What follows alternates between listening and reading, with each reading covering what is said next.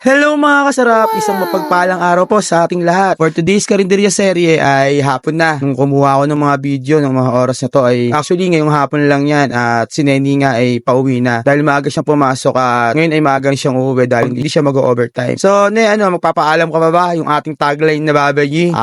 Okay, babayi daw.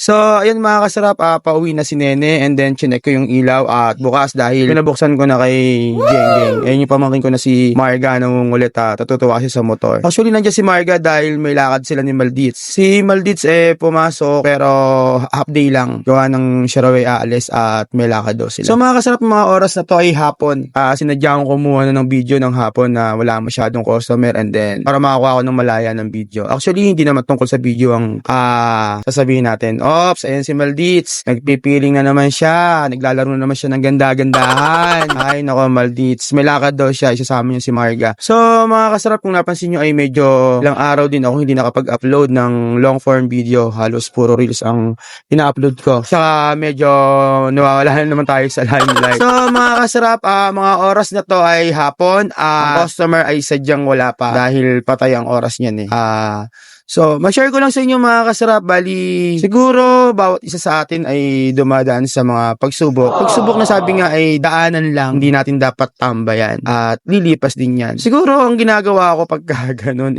sa halip na daanan ko, tinatambayan ko pa. Mas malupit nito, doon pa ako natutulog. Kaya siguro hindi tayo makausad-usad. So, sabi nga pagka meron tayong mga problema ng mga pinagdadaanan, mas maganda na ipag-pray natin. Kung ano man yung mga pinagdadaanan natin sa buhay, ipag-pray lang natin na unang-una na higit sa lahat ay dapat kung ano man yung mga nagawa natin na kasalanan ay ihingi natin ng tawad sa taas. Then pagkatapos natin humingi ng tawad sa taas, patawarin natin yung sarili natin. At pag pinatawad na natin yung sarili natin, patawarin din natin yung mga tao na nagkasala sa atin o yung mga tao na may nagawa sa atin. Kasi para tayo mas mabilis maka-move on. Sabi nga dun sa problema na tinambayan lang, para mas mabilis tayo na makausad. So, ganun lang ang nagiging proseso natin.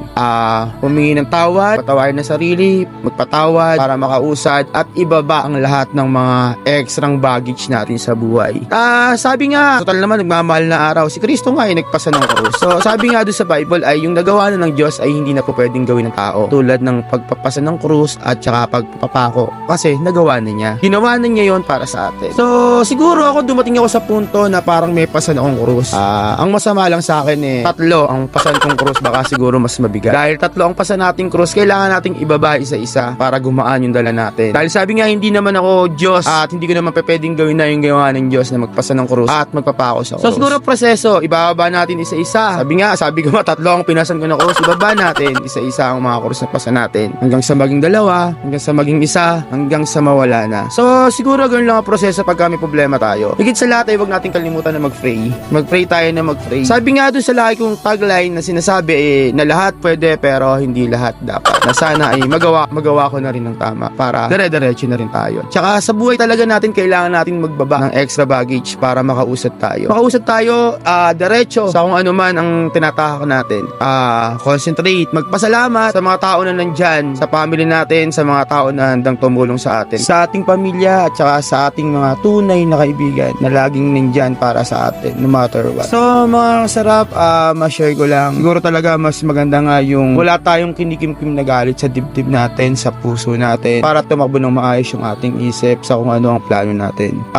Tuloy lang natin ang buhay at laging magpasalamat sa lahat ng blessings na dumadating sa atin. Siguro ako, nagpapasalamat ako kay Lord kasi hindi man niya binigay kung ano yung nais ko, pero alam ko na meron siyang plano na mas maganda para sa akin. At kung ano man yung plano niya ay tatanggapin ko ng buong puso ko.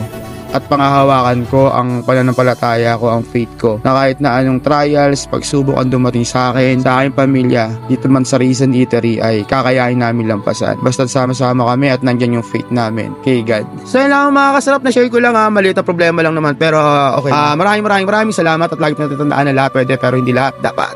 Babayi!